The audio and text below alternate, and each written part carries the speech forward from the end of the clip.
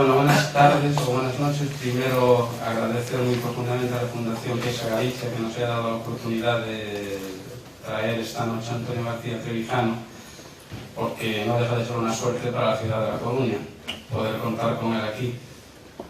Y tenemos también con nosotros, a la izquierda de Antonio, a Fernando García Godín, que fue un hombre que tuvo un protagonismo muy destacado en los años de la Junta Democrática en La Coruña. Y trabajó muchísimo junto a don Antonio en las muchas juntas locales que se constituyeron por toda España entre 1974 y 1976, cuando fue la fusión con la plataforma nacional. Y bueno, él supongo que nos contará su experiencia de aquellos años, y Antonio nos presentará su libro Teoría pura de la República, que considero que es el corolario de toda una vida dedicada al pensamiento político, y que trata cuestiones de un interés imprescindible para lo que ha sido la evolución de conceptos como parlamentarismo o democracia en la Europa occidental. Con respecto a Antonio García Trevijano, yo no sé si los que están aquí lo conocen mucho o poco. Yo supongo que los de la generación de mis padres lo conocen bastante y los de mi generación lo conocerán un poco menos, pero bajo mi punto de vista es una persona que lo peculiar que lo define y que lo hace destacar frente a otros pensadores, que es que en el caso de él la acción ha precedido al pensamiento, es decir, él forjó sus conocimientos en la acción, o por lo menos forjó su predisposición a conocer en la acción. Ha habido grandes pensadores en la historia de la humanidad que, encerrados mediante el estudio, nos han dejado un legado extraordinario, pero Antonio García Trevijano, en él la acción precede al pensamiento. Y la acción forja el pensamiento, y él consiguió aunar a los partidos políticos de la oposición al franquismo en 1974 en lo que se llamaba Junta Democrática. Acerca de la historia de la Junta Democrática hay que decir que se formó después de que Antonio entablase una amistad y un trato muy profundo con don Juan, el padre del actual rey. Pero en el momento en que Antonio García Trevijano consideró que la contribución de don Juan a la ruptura con el franquismo ya no iba a funcionar, fue cuando se decidió fundar la Junta Democrática. Y aquí en Galicia, en la Junta Democrática, hemos tenido personajes importantes como don Fernando García Godín y, si no recuerdo mal, Valentín Paz Andrade, puede ser. Pero sucedió que en 1976 Antonio García Trevijano fue encarcelado por orden de Manuel Fraga. Creo que inmediatamente después, si me corregirá si me equivoco, la fusión con la Plataforma Democrática, donde se formó la Plata-Junta. En esos 4 meses en los que él estuvo encarcelado, se sentaron las bases de lo que fue el pacto de los partidos de oposición al franquismo con el régimen. Y fue cuando definitivamente la dicotomía entre reforma y ruptura se decantó por la primera opción. En cuanto Antonio García Trevijano salió de la cárcel, consagró ya desde entonces todos los esfuerzos a denunciar la impostura de una transición que, lejos de ser la eclosión de libertades y democracia que la historia oficial nos vende, fue simplemente un pacto entre oligarquías políticas para otorgar al pueblo toda una serie de libertades públicas, pero no la libertad política, entendiendo la libertad política como el derecho y sobre todo la libertad de optar entre la forma de Estado, es decir, monarquía o república, entre la forma de gobierno, que es parlamentarismo o presidencialismo, y una cuestión fundamental como es la del sistema electoral, que lejos de ser una cuestión técnica, solventable en atención a los virtudes o defectos que uno u otro sistema pueda tener, es una cuestión de principio. Antonio García Trevijano ha consagrado su acción a denunciar la impostura del sistema electoral de listas, o sistema electoral proporcional, porque tanto da, es lo mismo, que otorga a los partidos políticos el monopolio de la representación política y a los jefes de los partidos el monopolio de la acción política a través de representantes colocados en el Parlamento con mandato imperativo, vulnerando el artículo 67.2 de la Constitución española, que establece que ningún diputado puede estar sujeto a las órdenes de nadie en la toma de decisiones. Y ha denunciado también la inseparación de poderes propia de un régimen como el español, porque desde el momento, y esto ya no se lo ha inventado él, Montesquieu lo dice en El espíritu de las leyes, no recuerdo muy bien la frase literal, pero viene a ser lo siguiente: darle al Parlamento el poder de nombrar a una comisión para formar un gobierno, y en ese momento se habrá terminado la libertad política. El parlamentarismo significa que el poder legislativo tiene la facultad y el poder de nombrar al poder ejecutivo, lo cual significa que los ciudadanos no tienen la posibilidad de nombrar directamente al jefe del Estado y al jefe del poder ejecutivo. De esa connivencia entre poderes se deriva que el poder legislativo jamás podrá servir de contrapeso al poder ejecutivo, y donde no hay separación de poderes y donde no hay control del poder, la democracia es imposible. Yo no quisiera extenderme mucho más hablando del pensamiento de Antonio García Trevijano, porque nadie mejor que él para hacerlo. Solo decir que desde que se produjo el referéndum por la reforma democrática y el pacto de los partidos de oposición con el régimen de Franco, él ha consagrado todos sus esfuerzos a denunciar aquel pacto, y todas las corrupciones de las que después hemos sido testigos son para él consecuencia de aquel pacto. Es decir, recuerdo una discusión muy enérgica que tuvo él con el entonces director del Mundo, que era Pedro J. Ramírez, cuando él escribía en aquel periódico, porque Pedro J. Ramírez era muy pugnaz en la denuncia de los males de lo que él llamaba el felipismo, como si el felipismo hubiese surgido ex nihilo y fuese una corrupción que de pronto había aparecido en medio de unas instituciones intachables. Y Antonio sostenía que el felipismo era efecto de unas instituciones corruptas, mucho antes que la propia corrupción felipista. La corrupción de las instituciones había dado lugar como efecto al felipismo.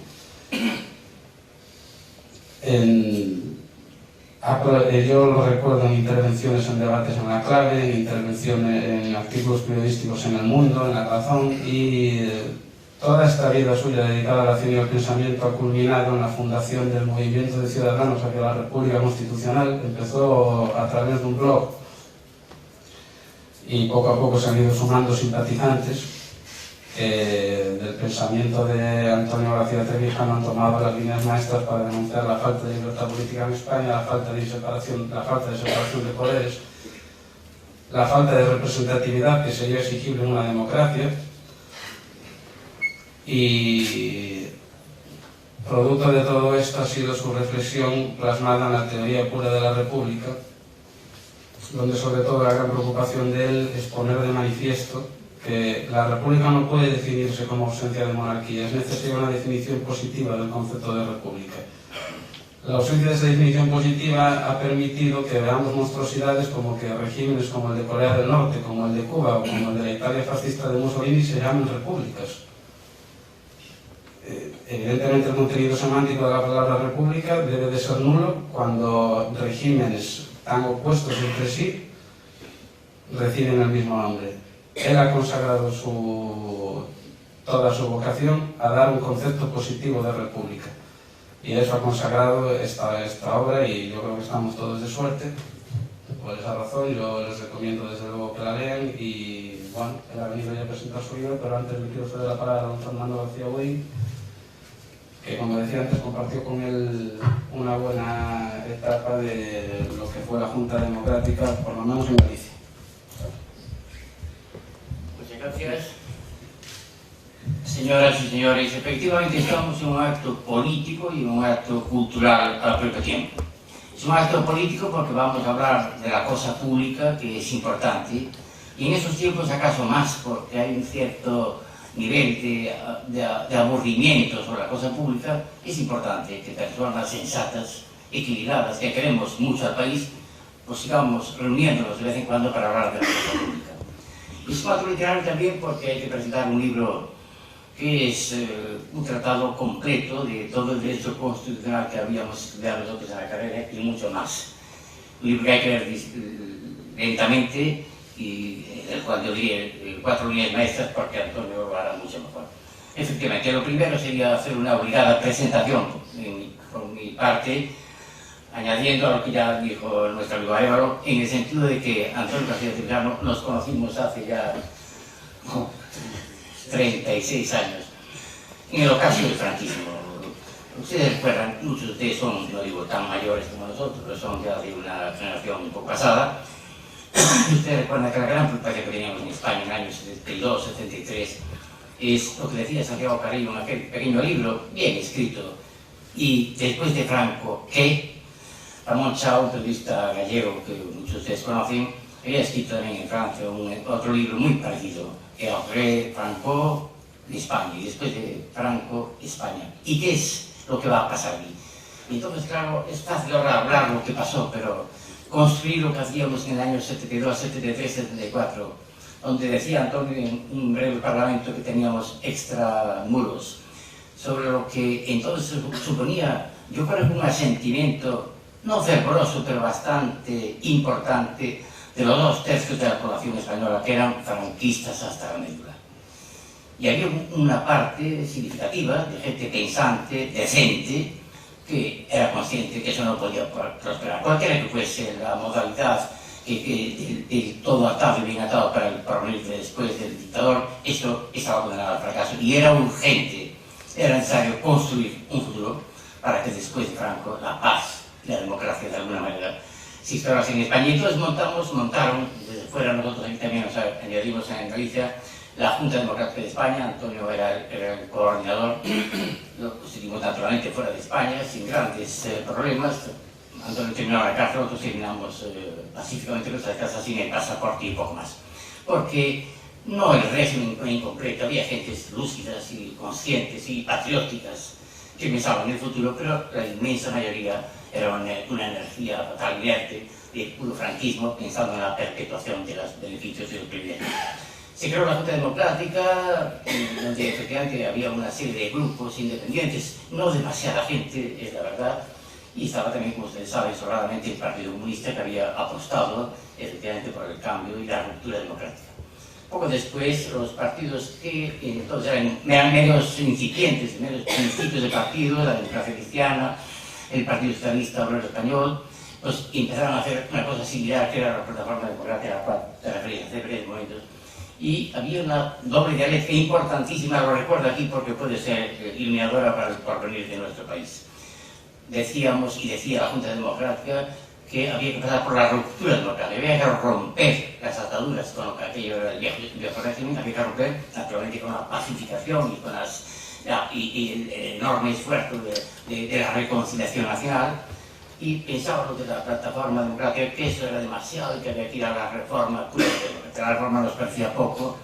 Al final se hizo una síntesis que, para bien o para mal, nos condujo a 40 a 35 años de paz, que fue la transición democrática, donde ni ruptura ni reforma hicimos lo que se pudo y de alguna forma estamos todos aquí. Pero ahora estamos en un momento que a mí me parece que la aportación de gentes como la doctora García Trujano es importante. Y ahora, ¿dónde estamos exactamente? ¿Qué es aquellos sueños que tuvimos todos de la transición, de que España se homologaba y se homologó a cualquier país europeo? Y dimos un salto de gigantes en el desarrollo económico, efectivamente. Y ahora da orgullo viajar por los países europeos y ver que nuestros hijos hablan todos los idiomas extranjeros, cosa que era impensable hace 40 años. Digo, pero ¿dónde está la cosa pública? ¿Dónde está el interés de la cosa pública? Y nos dice Antonio, maestro, siempre en la reflexión política, es que el mal está dentro de nosotros mismos, en el estado de partidos. Él critica el estado de partidos, la partitocracia, que efectivamente es un mal evidente. Yo no creo que sea una acusación infundada, aprovechándose que no está aquí alguien para defendernos, efectivamente que la democracia parlamentaria de partidos es el no va más. Es una constitución mucho mejor que la dictadura que padecíamos anteriormente, pero tiene tales insuficiencias que efectivamente urge tomar medidas. ¿Cómo se puede combatir? No hay posibilidad humana de que la partitocracia evolucione, porque es efectivamente la unión de todos los poderes en el partido gobernante. Son en España y en otros países, no solo en España, son 2, 3 partidos, uno minoritario, los que gobiernan, y tienen el poder legislativo, el poder ejecutivo y el poder judicial. Y consecuentemente, si es así, no nos sacamos la ilusión de que porque votamos una vez cada 4 años o cada 6 podemos conseguir la democracia. La democracia está incipiente, está en ciernes, y hay que necesariamente perder la esperanza de que con esa sola evolución de la partitocracia lleguemos a mirar. Y por eso vienen las reflexiones como la de García Trujano diciendo, no, esto hay que llegar a un cambio fundamental. No tanto en ese momento nos interesa la polémica tradicional, clásica y difícil, de si monarquía o república como forma del Estado.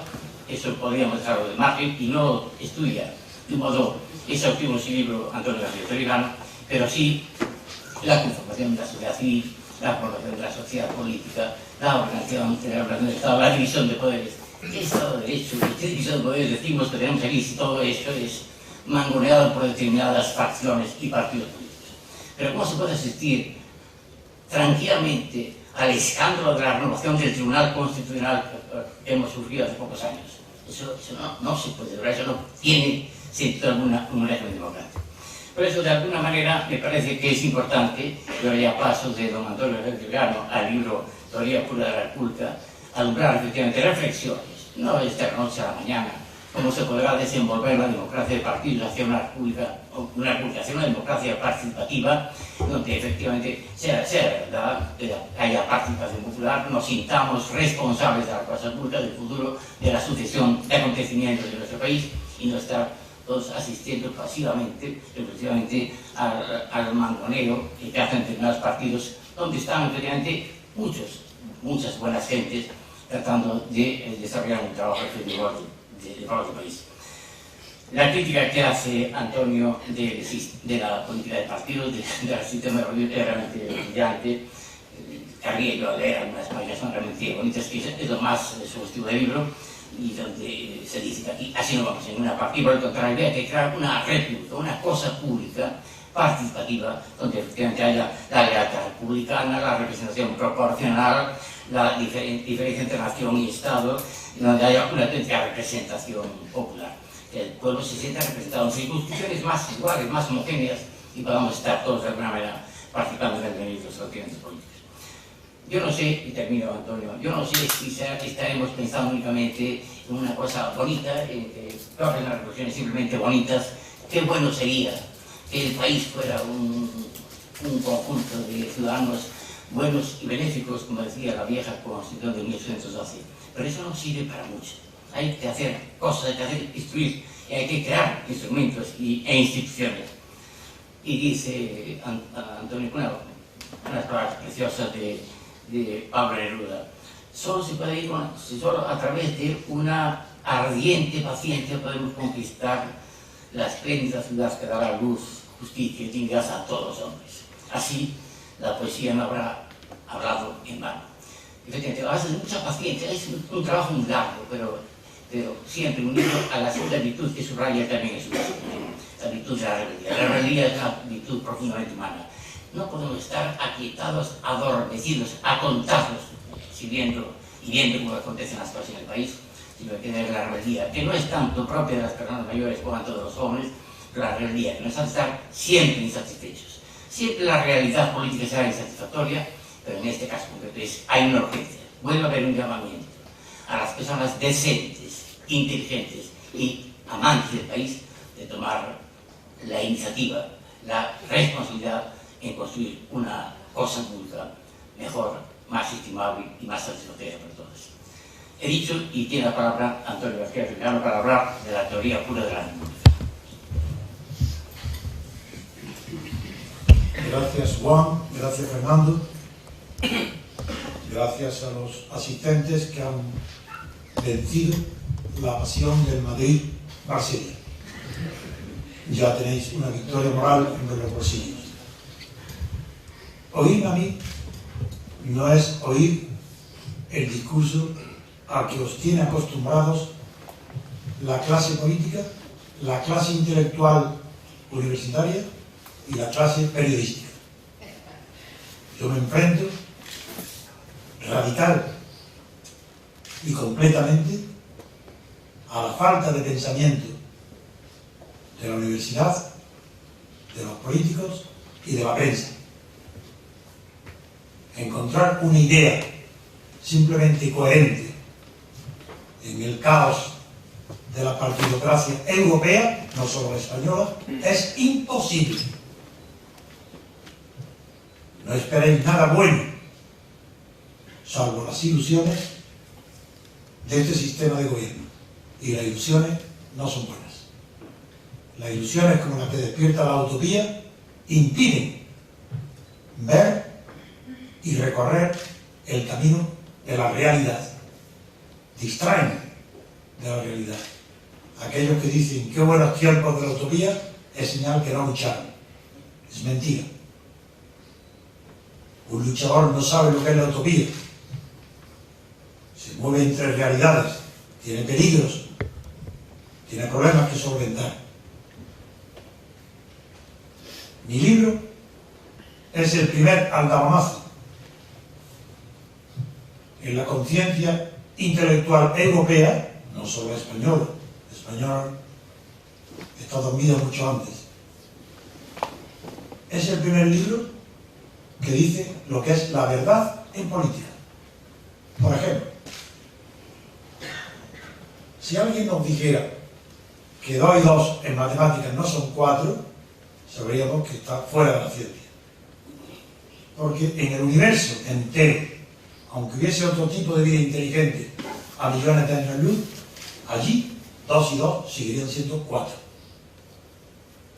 Esa maravilla de la ciencia, esa seguridad, esa certeza moral que proporciona el conocimiento de las verdades científicas, ha sido un sueño, una añoranza para la filosofía, desde los griegos. No hay filósofo que no aspire a dar a sus teorías, a sus concepciones filosóficas, el rigor de los axiomas o de las deducciones de la matemática, de la ciencia. Yo también. Y el fracaso de la política en Europa es tan grande el horror de que en nuestras propias puertas un hombre, un simple hombre, bombardee y cañonee a sus vecinos, a sus mismos genes. Es tan grande el horror europeo de ser incapaces de contener la barbarie, porque en ellos mismos habita la barbarie, porque no fue desechada la barbarie de Europa, la de Hitler, la de Mussolini, no fue desechada por los alemanes ni por los italianos, fue vencida por un ejército extranjero, los Estados Unidos de América. Ese Estado, vais a comprender que ese ejército vencedor, instalado en un cuartel general de Eisenhower en París, y que enseguida, en pleno ciudades europeas humeantes, Colonia, Nuremberg destruidas, Düsseldorf, en ese momento de angustia, suceden 2 acontecimientos que a mí me siguen dando escalofrío, de horror. Primero, en Suiza, desde 1947 a 1957, la UNESCO celebra lo que se llama Rencontres Internacionales, los encuentros internacionales. Allí acudieron como español José Ortega y Gasset. ¿Sabéis cuál fue la conclusión de los filósofos y de los intelectuales, salvo Julian Benda? La conclusión es que había que volver a la situación anterior a la guerra mundial. Es decir, volver a la misma situación que había engendrado el fascismo y el nazismo. Eso era la conclusión de los intelectuales, de los sabios, de los filósofos, entre ellos Ortega y Gasset. El segundo horror, ese fue el horror de los intelectuales. El horror de los políticos es que acuden. ¿Quién puede? Claro, Norteamérica los Estados Unidos tenían necesidad de la reconstrucción europea, de ayudar, y salió el plan Marshall. Marshall se instala también en París, extraído de China, donde estaba tratando de evitar el triunfo del comunismo, y entre su fracaso lo trae a Europa y él encarna, simboliza lo que fue el plan Marshall. Y también el plan Marshall busca interlocutores para la reconstrucción de Europa. Y como estaba destruido todo, una guerra, toda la clase política no existía, o habían sido eliminados, o estaban escondidos, o eran viejos, mucho más viejos que yo. Porque yo con 100 años seré joven. Ellos a los 50 años ya eran viejos. Pues surgen los de Gasperi, los Adenauer, esas figuras que tanto os han hablado y enseñado en las cátedras, en la universidad, en los periódicos, que eran unas maravillas de idiotas, que perdieron la posición de poder que tenían en Alemania e Italia, que facilitaron el triunfo de Mussolini con una simple marcha a Roma. Bastó para derribar a todo el sistema parlamentario, que bastó unas elecciones por el sistema proporcional tomado de la República de Weimar para ofrecerle un tapiz rojo, como en los premios Goyas de España, a Hitler, para que instalara el Reichstag. Ante ese horror de esa clase política, esos intelectuales que confluyen y no saben cómo resolver el tema de la interlocución con Estados Unidos para la reconstrucción europea. Y segundo, volver a la época anterior, pero prohibiendo o impidiendo el nuevo surgimiento de fascismos o comunismos. Para eso están los cuarteles generales en París de Eisenhower y Marshall, y ahí se hacen y nacen los jefes de Estado y los jefes de gobierno de Europa que España admiró a la muerte de Franco y que yo no admiraba, porque cuando fui en nombre de la Junta Democrática a Estrasburgo, pronunció un discurso en el Parlamento Europeo donde dije literalmente: vosotros no habéis conquistado la libertad europea, la ha conquistado la libertad americana.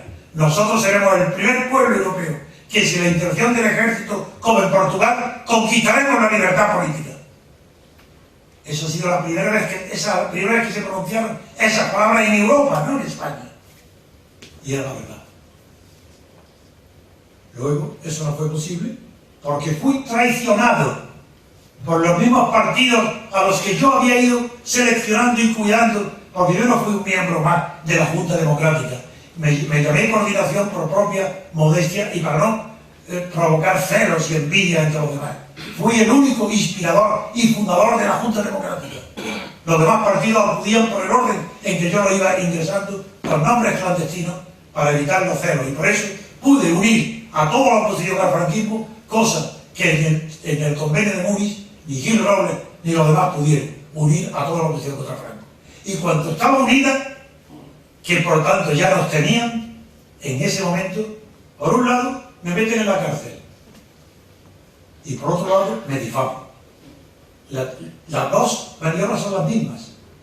Los partidos políticos no resistían nuestro argumento de la libertad política y querían pactar con el régimen, repartirse el poder, porque todo pacto entre poderosos implica necesariamente un reparto del poder, si no, no tiene sentido. La palabra reconciliación nacional no tiene sentido, será un valor religioso, pero desde el punto de vista civil, los que hemos estudiado y ahí voy a la Revolución Francesa sabemos lo que eso significa. No existe posibilidad de concordia política.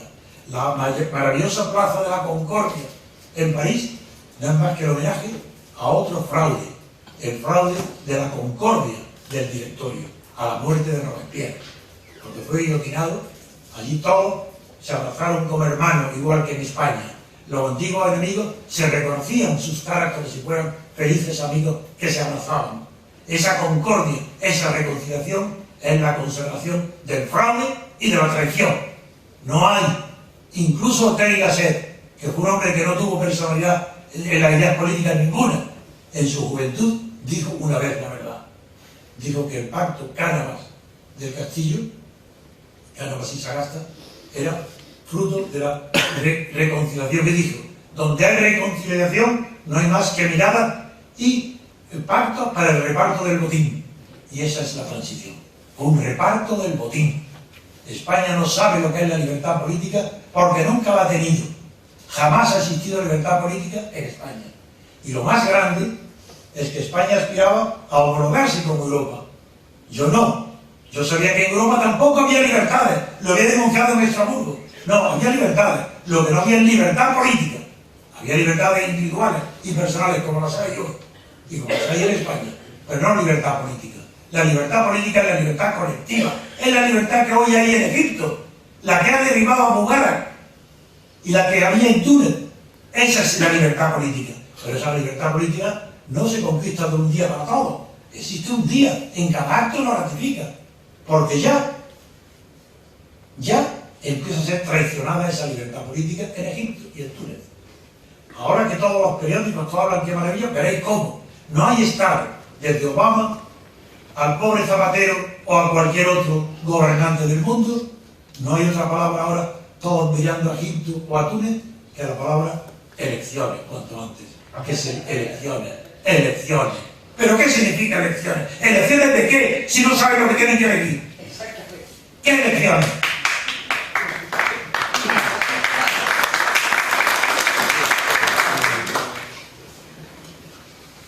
Cuando Gil Robles en la transición fue el primero, que antes de que a mí me quitaran fuera de juego, me echaran del juego, no por la cárcel, eso a mí no me quitaba nada, sino cuando me difamaron, por lo de Guinea, Gil Robles, antes de ese momento, fue el primero que dijo, primero libertades, cuanto antes libertades. Y yo le respondí en la prensa, no señor, cuanto antes libertades, elecciones después de libertades. ¿Cómo se va a elegir si no saben lo que quieren elegir? Si los partidos, si los pueblos, el pueblo franquista no distinguía un partido de otro, ni siquiera sabía lo que era partido político. De repente se hizo una idea mítica de los partidos, como si eso fuera algo especial, como si un conjunto de individuos dirigidos por un interés común de ocupar el poder, de repente ese conjunto se convirtiera en algo sagrado, clarividente, divino. No, todo conjunto del poder es sospechoso.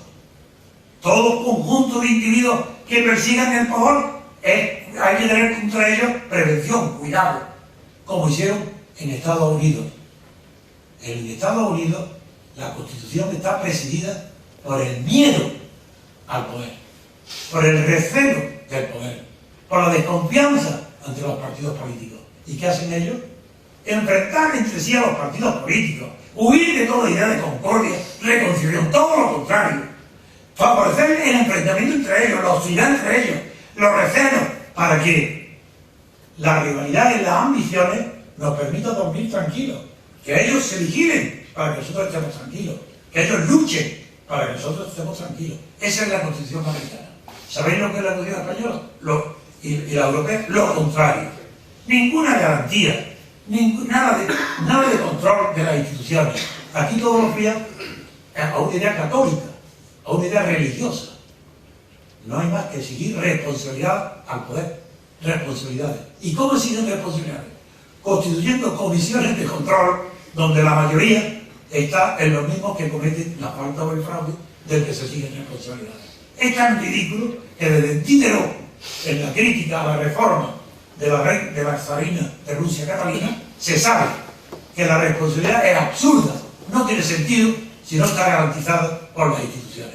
No hay responsabilidad alguna que sea exigible a la clase política española, ninguna. Felipe González puede cometer los crímenes que quiera. ¡Crímenes! No de los GAL, no de los GAL. ¡Crímenes! Los jueces ni siquiera se atreven a citarlo como testigo para no exorcizar, como decía la doctrina de la estigmatización. ¿Y qué responsabilidad tiene? Ninguna. Garzón, ahora a destiempo, manda por él a destiempo, porque Garzón no ha hecho más que barbaridades. Jamás ha tenido respeto por el derecho. Ahora se rasgan las vestiduras. Pero si Garzón empieza a descubrir su personalidad cuando, después de perseguir a todos los enemigos a la derecha, de las corrupciones, cuando adquiere una fama de prudente persecutor y juez del crimen de Rusia, se pasa al PSOE y quiere ser ministro con Felipe González. Y porque no le dan el segundo puesto, se va otra vez a su juzgado. Pero si es la locura total, eso es una monstruosidad moral.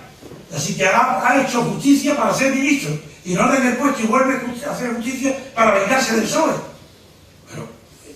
Todo esto los españoles asisten y no se extrañan. Aquí puede suceder todo, de todo. Nadie se extraña de nada. Aquí todo está permitido, todo es lícito.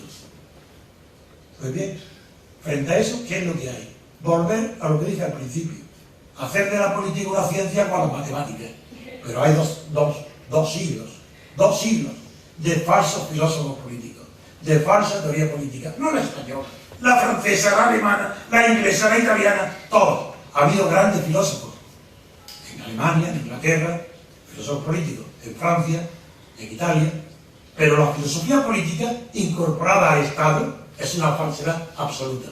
Yo hablo, no solamente hablo desde la Guerra Mundial para acá, hablo desde siempre, desde el final del absolutismo y de la monarquía. No hay ciencia política, no hay ciencia política. Y yo he consagrado mi vida a construir y concebir la política, el estudio, como una ciencia. Y yo desafío en mi libro a toda la universidad, a todos los intelectuales que me cojan en una contradicción.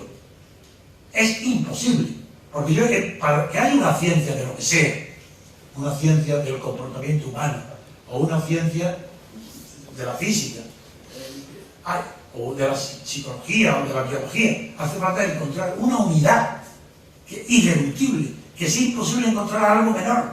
Y sobre ese pequeño reducto de lo que puede ser una ciencia, sobre eso se construye todo el edificio. Eso es la función del átomo en la física, de la célula en la biología, y faltaba por descubrir el átomo de la política. Nadie se ha preocupado de eso. En tiempo de Aristóteles se podía pensar que era la familia. Hoy se sabe que una familia no es el primer agente, el primer átomo de la política. La familia es cero. La familia no tiene poder, no cuenta en la política como el primer factor de poder. Y lo que hay que buscar es cuál es lo más pequeño que tenga poder, y poder real. Y no hay poder que no sea representativo de una realidad. Lo que tiene que ser poder representativo. Bien, pues si no encontramos el poder en la familia, ¿dónde está el poder? Ningún político. Entonces llegan los liberales y dice, no, el poder de la política es el individuo, es la persona. ¿Pero cómo? Yo digo, ¿a quién se le puede ocurrir que un individuo puede tener un más mínimo acto de poder? No tiene ninguno. Un individuo es cero. No es el sujeto de la historia, no es el sujeto del poder político, no es el sujeto del Estado, no es nada. Un individuo no es nada, es insignificante. Y estamos buscando una unidad mínima significativa del poder y de la política. Eso no es. El individuo no lo es. Y buscando esa unidad para construir sobre ella, encontré la idea de la mónada, que procedente de los griegos y luego de la elaboración de Leibniz, permite construir la unidad representativa, la primera, la mónada, que es el distrito electoral.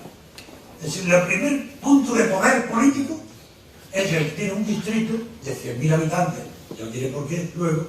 Por ejemplo, porque ese distrito, al ser el único que puede dar representación, no a los partidos, de asignar un representante, ahí hay un elemento de poder. Ahí ya hay una población importante, diversificada, contradictoria, heterogénea, industriales, agrarios, campesinos, profesionales, intelectuales, periodistas, mezclados, obreros, autónomos, y todo ese conjunto, en un número aproximado de 100.000 habitantes, constituye la primera unidad política. Sobre esa unidad como orden política ya es posible construir una ciencia. Ese es mi libro.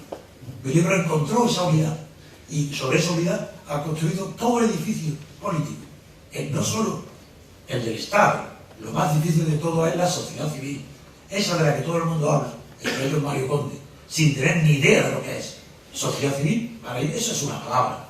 En cambio en el libro sale desmenuzado el análisis de todos los factores y elementos que entran en el juego en la sociedad civil, y se define lo que es la sociedad civil frente a la sociedad política. Y ahí aparecen de repente unos conceptos que de repente iluminan toda la oscuridad. Por ejemplo, la diferencia entre lo político y la política. Esto que os parece nuevo es esencial, porque lo político es lo público, como antes ha dicho Fernando, la res pública, eso es lo público, es lo político.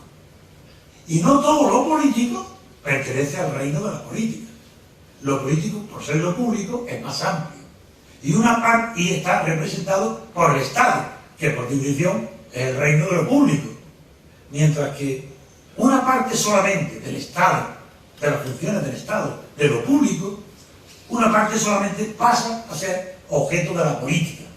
Y la política es la actividad del gobierno, de los partidos y de los distritos y de la representación. No distinguir entre lo público y lo político, o no distinguir entre lo político y la política, es no conocer en absoluto lo que es la política. Y antes no era científico, a partir de mi libro es científico, se sabe lo que es. Como no quiero alargarme, solamente quiero hacer esa insinuación. Voy ahora, y después de un breve epílogo, abrir un turno de preguntas para que preguntéis con total libertad todo lo que queráis. Solo quiero terminar para decir que ahora, en estos momentos que tanto se habla de crisis, si triunfara la idea de la República Constitucional, en 24 horas, escuchadme bien, lo digo con un rigor de como todas las palabras que yo pronuncio, en 24 horas se acabaría el problema financiero y el problema del déficit público. Es decir, en 24 horas, un simple decreto, ni ley siquiera, en un triunfo de la revolución, acabaría de golpe en 24 horas con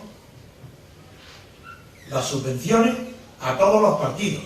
Los partidos dejarían de ser estatales. Eso es fascismo, eso es totalitarismo. Los partidos pertenecen a la sociedad, no al Estado. El Estado no tiene que pagar un duro a un partido. Supresión en acto de todas las subvenciones a los sindicatos estatales, que son como los franquistas, igual. Los partidos políticos actuales son herederos legítimos de la falange, y el sindicato obrero es heredero legítimo de los sindicatos verticales. Pero no basta. Partidos, sindicatos, ¿qué es esto de premiar a los corruptos que nos están corrompiendo y gobernando mal, sin estar representados? ¿Qué es esto de garantizarle de por vida la pensión millonaria? ¿Qué es esto? ¡Qué vergüenza! Darle a los presidentes del gobierno y a los ministros una renta vitalicia. ¡Fuera! Toda subvención a todo político. ¿Por qué voluntario? Quien no le gusta la política o cree que le cuesta dinero, que no vaya a la política. Es voluntario. ¿Cómo se le va a premiar? Pero no basta.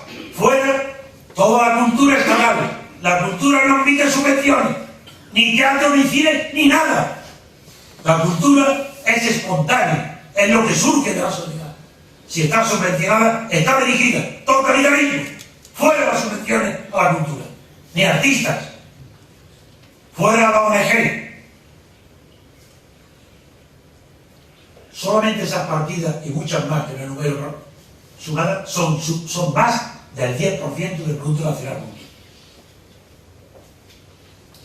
Para mí no es una visión personal, es científico decir que la libertad política colectiva, la libertad política, yo he hecho dos grandes descubrimientos.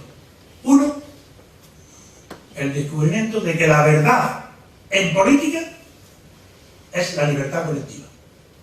Es decir, todo lo contrario de lo que dice toda la prensa y todas las cátedras universitarias. ¿Qué es lo que dice la prensa y las cátedras universitarias? Ellos dicen, mi libertad comienza, no, mi libertad termina donde comienzan las de los demás. ¡Mentira! Todo lo contrario. ¿Qué es eso? Esos son los derechos individuales. Mi derecho claro que termina donde empieza el de otro. Pero la libertad es todo lo contrario.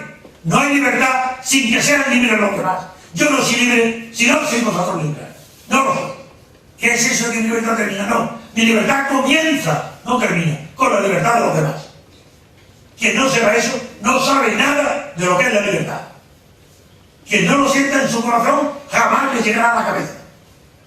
No, que no lea el libro, no lo entenderá. Solo espero haberos transmitido la sinceridad de mi obra y quisiera ahora responder a todas las preguntas y gracias por haber preferido este acto adjunto.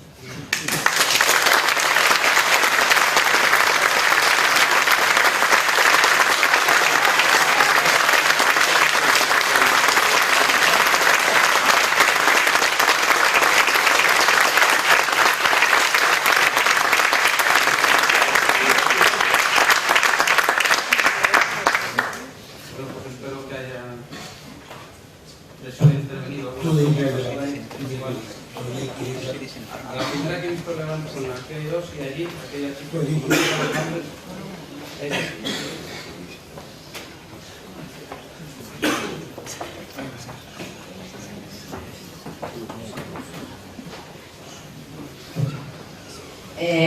buenas noches a todos. Sí, solo una cosa, intente por favor ser breve, no sé cuánta gente nos hace preguntas, pero así no.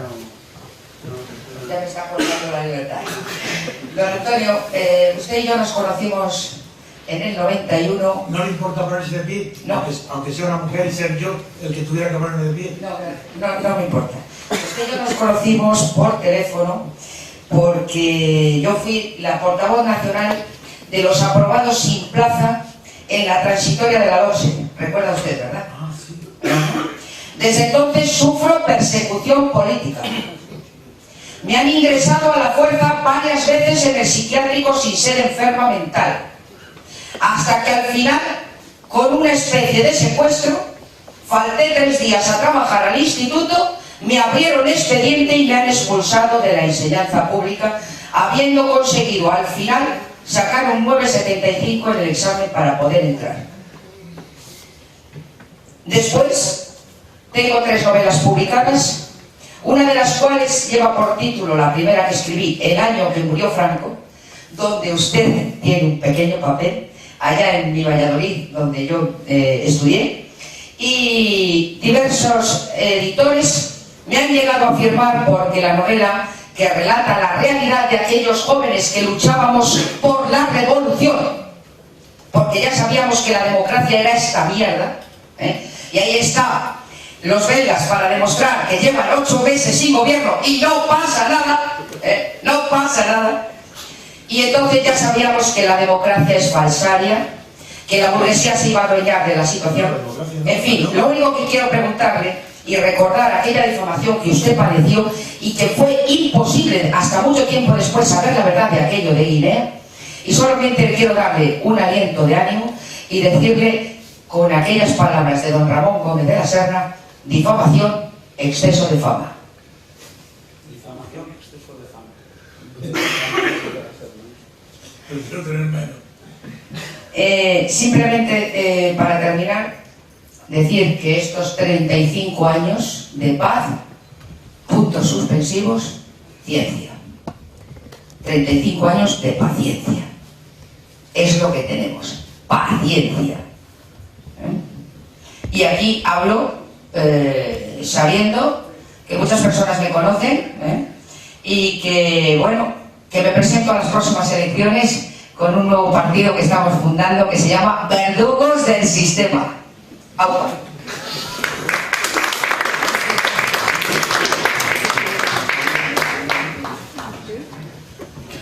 Bueno, de todas formas, allá usted, si cree que se puede cambiar esto, participando en esto. No. Es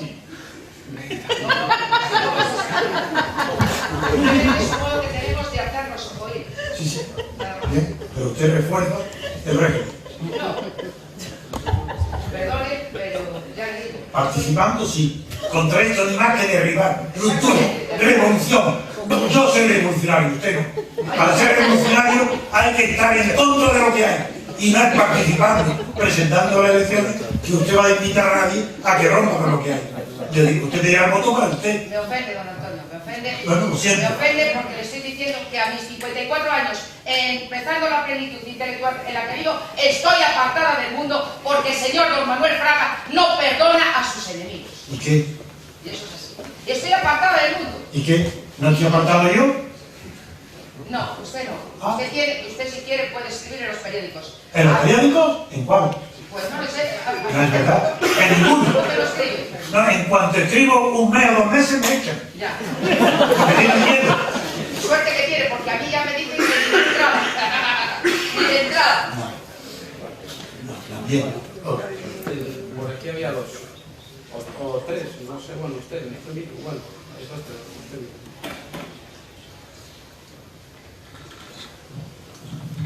Bueno, don Antonio, es un gran honor verlo en persona y escucharlo. La primera vez que lo vi fue en la televisión, en la clave. Yo era muy jovencito de aquel. con Calvino, estaba con mi hermano y nos quedamos atónitos diciendo, pero si está diciendo la verdad. O sea, nos dimos cuenta que todos los demás, no tenían argumentos. Desde aquella, no es que le siguiera exclusivamente, pero he sido su admirador.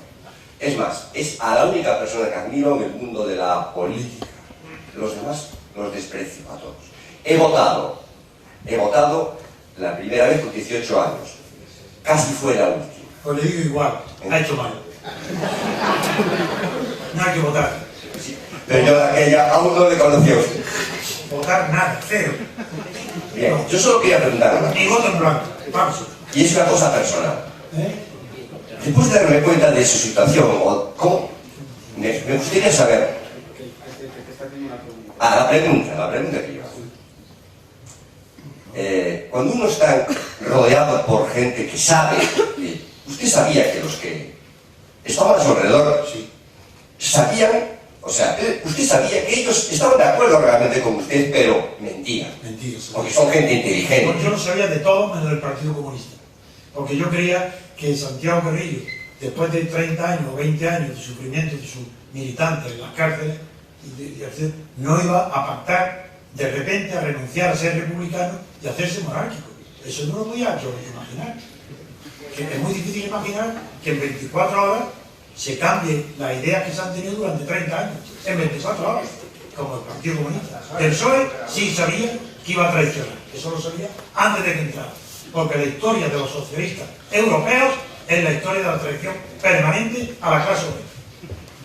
Pues bien, yo me pregunto, ¿y cómo se sintió usted personalmente todos estos años siendo la única persona que decía la verdad y que no tenía, digamos, Plataforma. eso? ¿Cómo se sintió como humano?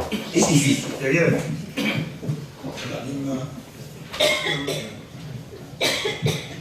A pesar de que he estado y sigo siempre estando discriminado, perseguido, silenciado, nunca he tenido resentimiento. Porque para tener resentimiento hay que estar antes sentido. Resentimiento es una repetición de un sentimiento anterior. Entonces, yo estaría resentido si en España hubiera triunfado la libertad política y la democracia y me hubiera excluido a mí, me hubiera mandado el fascismo, estaría resentido. Pero estar para mí en el ostracismo como estoy, junto con la libertad política y la democracia, no puedo tener mejores compañeros. ¿Cómo voy a estar yo resentido si estoy con la libertad y la democracia en el exilio interior?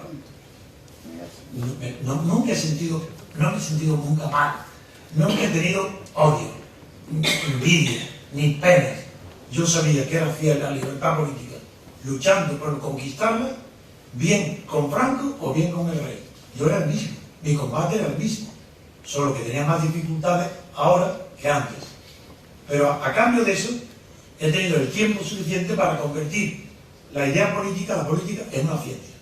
Hoy, los que me siguen tienen una suerte que yo no tuve, es que tienen ya una base científica para su movimiento. El movimiento que he fundado, y en el que pertenecen las personas que me acompañan, es el movimiento de ciudadanos hacia la República Constitucional, tiene dos principios. Uno, la promesa de que, la decisión de no convertirse jamás en partido político.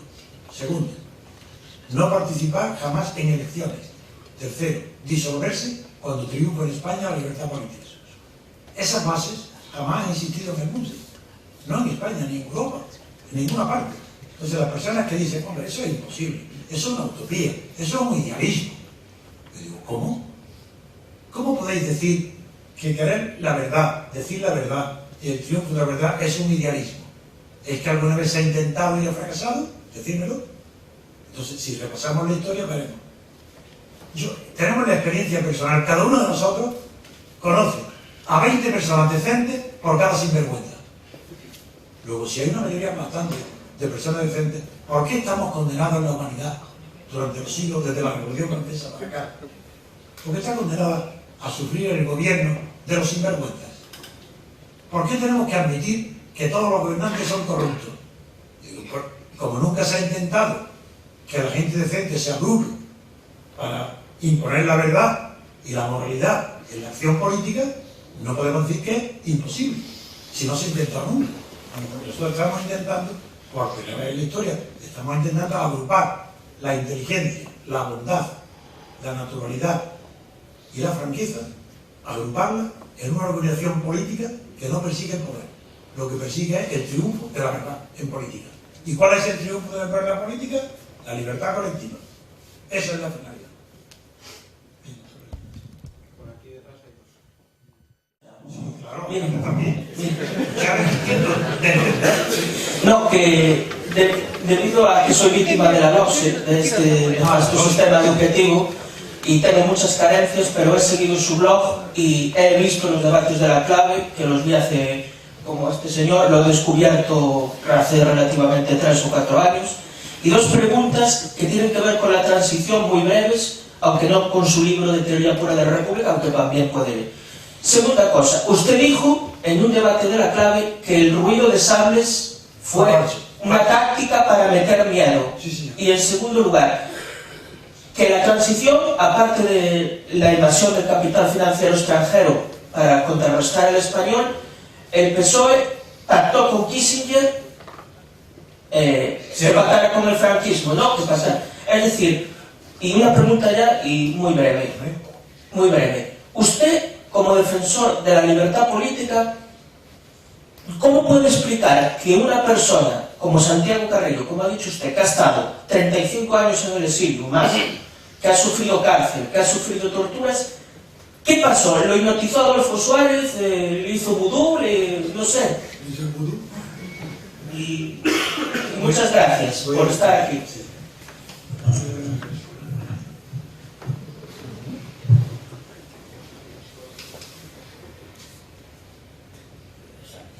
Sí, en primer lugar, quiero explicarle, por eso antes de decir del ruido de sable, que las relaciones con el ejército dentro de la Junta Democrática las llamo yo solamente yo. Y todos lo sabían. Y no me preguntaban nada porque se veían que era secreto. Tenían confianza en mí. No tenían por qué informar de a quiénes veía ni qué trataba con ellos. Pero yo les digo, cuando Franco tuvo una lipotimia en Cazorla, que perdió el conocimiento, uno de los asistentes a la cacería era un almirante inglés, amigo del conde de Barcelona. Se fue a Estoril y se lo contó. Y el conde de Barcelona me envió un amigo suyo a mi despacho en Madrid para que me contara lo que sucedió en Cazorla y me dio plena libertad para que en nombre del conde de Barcelona yo hiciera lo que creía oportuno. Bien. No voy a contar, porque lo estoy contando en radio intercontinental, que aunque tenga fama de ser una voz de la derecha, a mí me da igual. A mí es que me den la voz del infierno, yo hablo.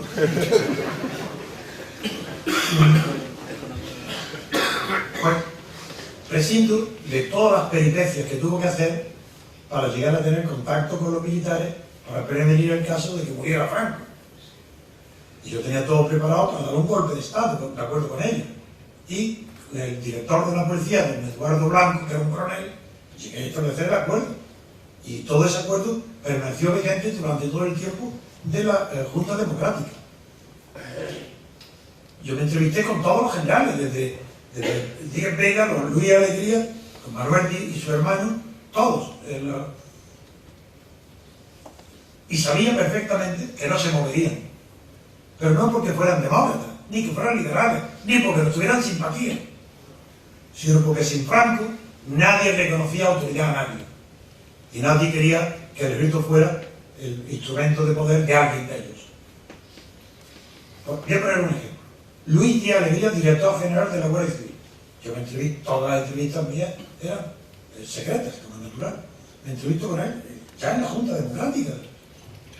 Y mis preguntas eran siempre directas. Yo no iba no eran reuniones de sociedad, eran reuniones políticas, preparatorias de un golpe de Estado. Tenía que hablar con claridad. Y yo le preguntaba a Juan Luis, dígame usted cómo sacaría usted a la calle a la Guardia Civil. Si se produjera, ¿qué? Él sabía que yo estaba en la Junta Democrática. Dice, y me dijo, pues si se producen asaltos de trenes, incendios de iglesias, o asaltos de conventos, y bueno, yo se me di cuenta, este hombre está enganchado, vive en la República. Eso era el ruido de sables. Pues los demás todo igual. Nadie, por lo tanto yo informaba a la Junta y especialmente a Santiago Carrillo, que en 2 ocasiones me hizo 2 visitas a mi domicilio para decirme que instara al Conde de Barcelona que hiciera algo inmediato. Cuando estaba yo preparando, yo le dije, calma, que llevas 30 años y ahora no vas a precipitar las cosas por una semana. Y mira si las precipitó. Pero quería y que yo le dijera que había peligro de los militares. Digo, pero eso es imposible. Si en guerra civil hay de 1 millón de posibilidades, no hay ni una de que en España hubiera una guerra civil a la muerte de Franco. Que los militares se pueden poner, que se apoderen. Verán lo que dura en el poder. Eso, ojalá, eso nos favorecería a nosotros. Pero matar a alguien es imposible. La extrema derecha militar estaba completamente aplastada. Los que luego se aparecieron con Tejero, eso fue en el año 81, 82, 81. Pero en el año cuando murió Franco, eso era imposible. Si la extrema derecha estaba a la defensiva, si no se atrevían a poner la bandera española en los balcones, si es que la gente no se acuerda de aquellos momentos, yo sí, porque me iban ellos la vida y tenían que equilibrar muy bien todo. Entonces, ruido de sable, falso, mentira, no hubo ninguno. Otra cosa es que ante la debilidad de la oposición democrática que pacta con Suárez y se entregan, lo que hacen es resurgir la extrema derecha, la civil y la militar. Eso es natural. Pero el surgimiento de la extrema derecha y de las posibilidades del golpe de Estado, tanto para el rey como para Tejero, eso las produjo la debilidad de la oposición, el consentimiento de la oposición, la cobardía de la oposición. Eso fue lo que hizo crecer a la extrema derecha. Y luego, en cuanto a la última pregunta que me hizo fue la de... Así, es verdad que cuando las fuerzas americanas, Kissinger, tuvo miedo. A nosotros, a la Junta y concretamente a mí persona, yo tuve la suerte de tratar en la oposición, tratar en el exterior muy bien, en la intimidad, sobre todo a Claude Cheysson, que aunque era socialista era una persona decente y inteligente. Y fue ministro de Exteriores con Mitterrand, pero cuando yo lo conociera antes, era comisario del Mercado Común. También Spinelli había sido uno de los grandes héroes de la resistencia italiana. Estos eran mis amigos. Entonces ellos me informaban a mí de todo aquello que podía perjudicar a la Junta Democrática. La cuidaban como algo suyo. Ellos fueron también el yerno de Churchill, Seoane, no me acuerdo cómo se llamaba, el grupo inglés, que me invitaron en una de las cenas que tuvimos en Bruselas. Le expliqué lo que era ETA y por qué ETA en el País Vasco. Expliqué por qué tenía que surgir en una montaña que tenía a la vez en un valle una fábrica y una vaca al lado. Y comprendieron en el acto lo que era ETA. Cuando expliqué lo de la vaca y la fábrica junta, se iluminó y estaban tan entusiasmados que me quisieron que diera una conferencia en el Parlamento inglés sobre el tema. Y desgraciadamente me metieron luego en la cárcel, que acepté no puede ir. Aprovecho esto para decir algo que dije ya en Vigo. En Galicia tiene 2 hombres que representan la dignidad y el honor de Galicia. Esos 2 hombres son en Vigo, Alfonso Álvarez Gándara, decano del Colegio de Abogados, y en Coruña, don Fernando García Audí. Esos hombres son el prestigio y la dignidad de Galicia, el honor. Pero Galicia tiene un hombre mucho más conocido que ellos. Y ese hombre, poderoso, representa la indignidad y el deshonor de Galicia. Ese hombre se llama Manuel Fraga. Pues decía que aproveché esto para decir esto, porque Fraga, que fue el que me metió en la cárcel, impidió que si surgiera adelante la unión que yo había establecido con el Parlamento de Estrasburgo y con estos grupos que querían la democracia para España, impidió que se pudiera nacer un frente que se opusiera a Kissinger, no solo a Kissinger, sino a la socialdemocracia alemana, a Willy Brandt y a Helmut Schmidt.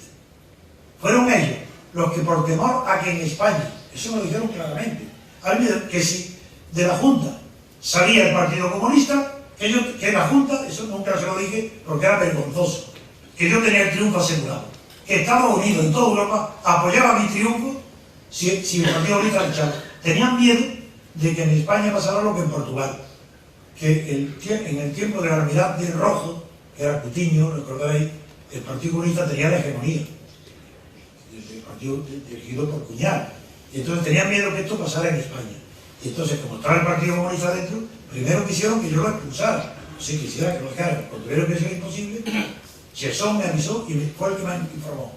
Me dijo, la Junta está ya perdida, y la Plaza Junta, porque los americanos y Kissinger se han puesto de acuerdo con la socialdemocracia alemana para, por un lado, presionar a Juan Carlos para que nombre a una persona joven, y, por otro lado, al embajador americano se queda encargado de que Juan Carlos siga esa reforma y cambie a Carlos Arias por un hombre joven, eso antes de saber yo quién iba a ser. Y eso por un lado, y por otro lado, la socialdemocracia alemana pagará y entregará al Partido Socialista Español, a Felipe González, todo el dinero que le haga falta para acudir a las elecciones solo, antes que el Partido Comunista. Esa es la explicación de por qué el Partido Socialista aceptó su legalización antes que estuviera legalizado el Partido Comunista. Y es la explicación de por qué, incluso en las elecciones en Cataluña, aparecieron millones de propagandas, de carteles a favor del PSOE con el sello de imprenta alemana. Era dinero de Alemania. Pero todas esas mentiras, yo las sabía. Sabía que yo no podía hacer nada contra ellos. Yo estaba preparado para luchar contra Franco, solo. Incluso en la independencia de Guinea, solo me enfrenté contra el régimen y vencí. Incluso en el periódico Madrid, solo vencí. Pero luchar contra Franco, contra Estados Unidos y contra Alemania, eso era un poco exagerado para mí. Yo no podía. Y confesé mi impotencia y tuve que dar un paso atrás y esperar otra ocasión. Que esa ocasión haya tardado 10, 12 años. No, ha tardado cada ocasión que a mí se me ha ofrecido para ofrecer mi voz, allá estaba yo. Se llame El Mundo, se llame El Independiente, se llame La Razón o se llame La Clave.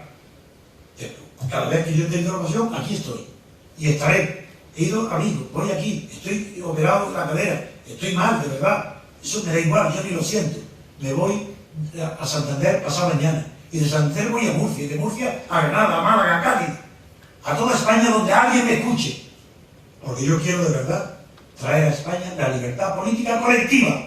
Porque a diferencia de los marroquíes, de los árabes, yo sé que la libertad colectiva, ¿cómo se adquiere? No es en un día, pero ese primer día es necesario. Ese es el día primero, es el de la ruptura. Y luego hay que mantener que no te vayan a convocar las elecciones al día siguiente. Es decir, nosotros queremos libertad colectiva, que es la libertad de todos. Porque es la madre de las libertades individuales, de los derechos individuales. Y el último acto de todo es el referéndum. A propósito, nadie sabe nada de política si confunde referéndum con plebiscito. En España nunca hubo referéndum. Se hizo un plebiscito sobre la Constitución, sobre la monarquía nunca.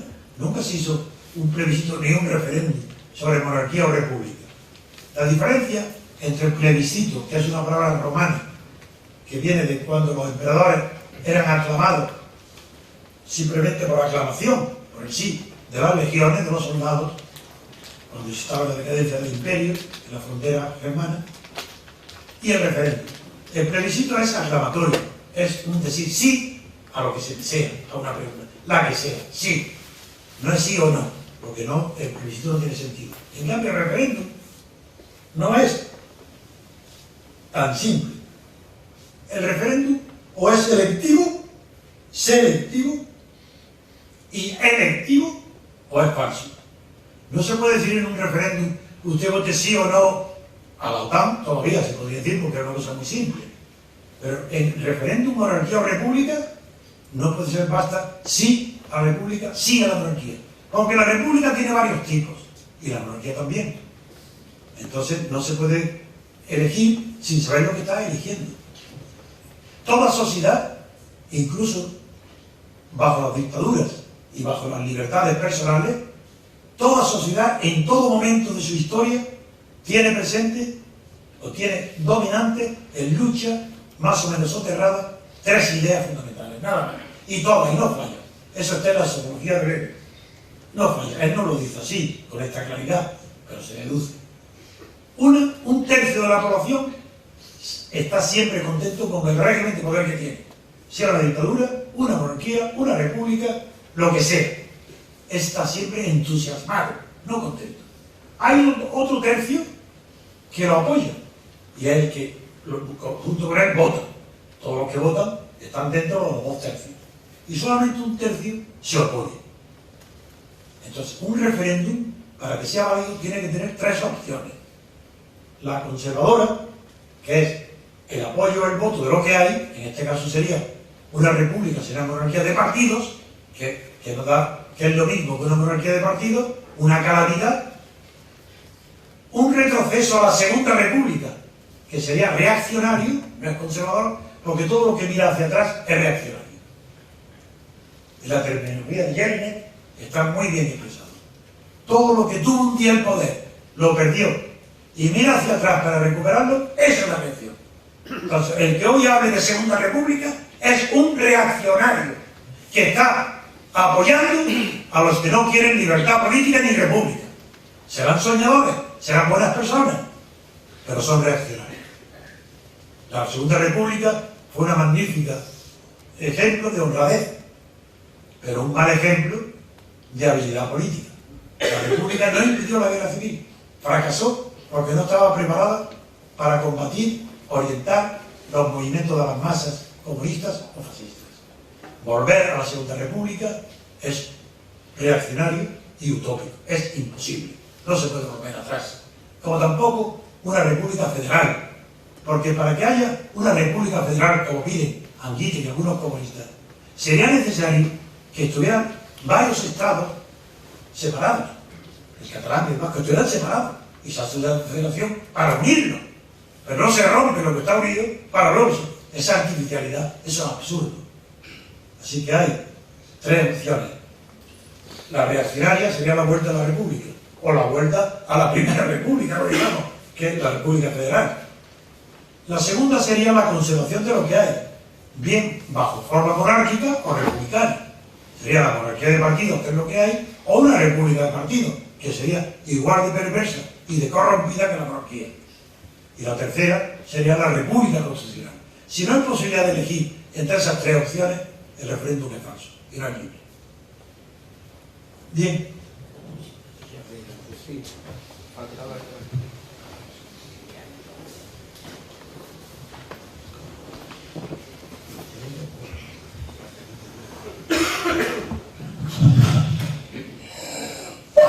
Buenas noches, don Antonio.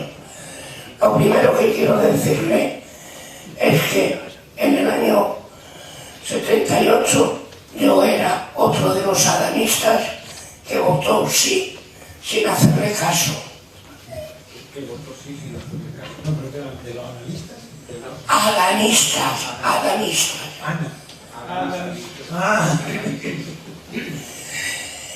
La pregunta es muy concreta, aunque creo que indirectamente la ha contestado. Y es en un supuesto.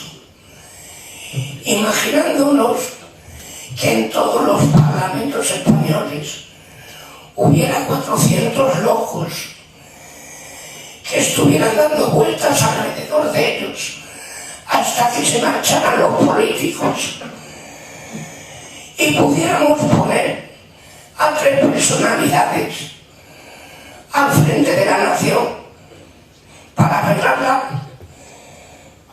Y estoy hablando de Gómez de Liaño, Javier, de usted y de, ahora mismo no me acuerdo, el que fue presidente de Endesa, que estuvo en el Partido Popular hace poco.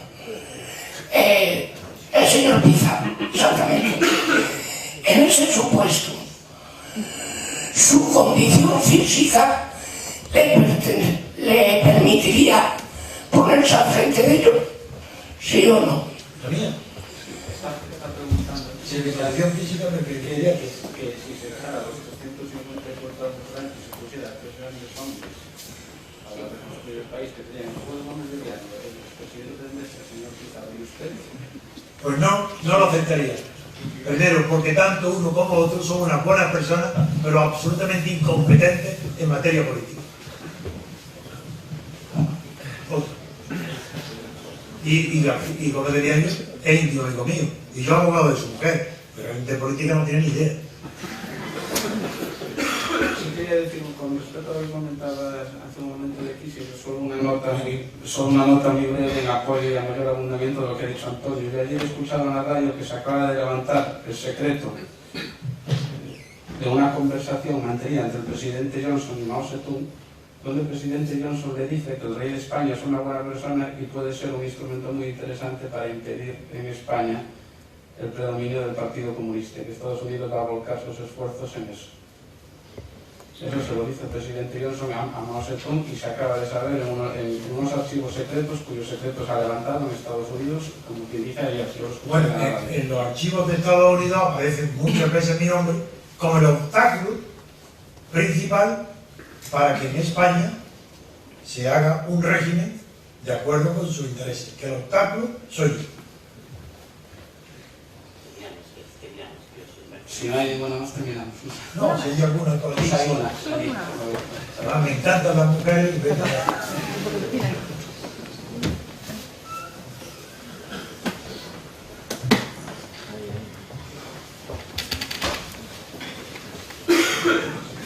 Buenas noches, señor García Trevijano. Yo no me considero una persona decente. Han utilizado muchas veces esa expresión. Yo no me considero una persona decente. No sé si tengo que disculparme por ello o no, pero es que no me interesa. Pues yo sí me considero decente. Pues yo no. Y le he oído hablar de ha comentado algo sobre los distritos electorales. Y yo la primera vez que oí hablar sobre distritos electorales fue en un libro de ciencia ficción que se llama Cánticos de la lejana tierra, en la que se proponía que partiendo de los distritos electorales siempre se eligiese como cabeza de este caso de un país imaginario, una persona que no estuviese interesada en ser cabeza de un Estado. Es decir, lo que proponían es evitar ante todo que alguien que quiere el poder lo tenga. ¿Es más o menos eso o hay que buscar algo más? Hay que buscar algo más. El poder, la ambición de poder no es mala. Si no hubiera ambición de poder, pues no habría en realidad evolución política. El poder requiere que haya una ambición, pero también requiere que sea plural, que sean las ambiciones que sean opuestas. Si es una sola ambición, entonces es peligrosísimo, hay un crimen. Y ese es el consenso. El consenso es enemigo de la libertad de pensamiento. Entonces, donde no hay libertad de pensamiento, porque hay consenso, la libertad de expresión es falsa. Porque no puede haber libertad de expresión sin libertad de pensamiento. Entonces, en primer lugar, ni tres hombres pueden sustituir, como antes preguntaba, a los representantes, imposible. Y ni tampoco se puede permitir castigar a las ambiciones. No, lo que hay que favorecer las ambiciones y que unas luchen contra otras. Lo que hay que impedir es la connivencia, el consenso, la unión, el pacto. Eso es lo que es antipolítico, eso es lo que es peligroso. Las ambiciones no son peligrosas. Bien. Por ahí. Don Antonio, ¿es posible que volvamos a escucharlos, a verlo en internet como hace un par de años? Porque lo veo, o sea, no sé... ¿Ahora? Sí. No, es que he escrito el libro y estoy recién operado. Hace 4 meses que me han operado la cadera. La prótesis total. La rehabilitación me requiere mucho esfuerzo, y mucha dureza, y mucho dolor. Y lo estoy haciendo. Entonces no puedo escribir en el diario de la República Constitucional.